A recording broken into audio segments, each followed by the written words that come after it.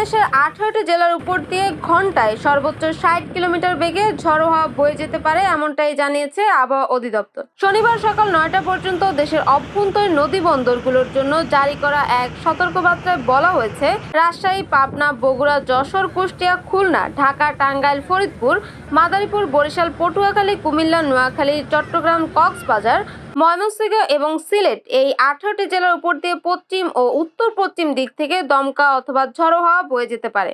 সেই সঙ্গে শুরু হতে পারে বৃষ্টি কিংবা বজ্রসহ বৃষ্টি। ফলে এসব জেলায় নদীবন্দরগুলোকে 1 নম্বর সতর্ক সংকেত দেখাতে বলা হয়েছে।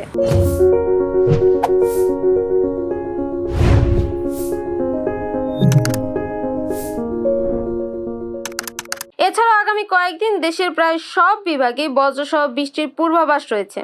কোথাও কোথাও হতে পারে মাঝারি থেকে ভারী বজ্রপাত।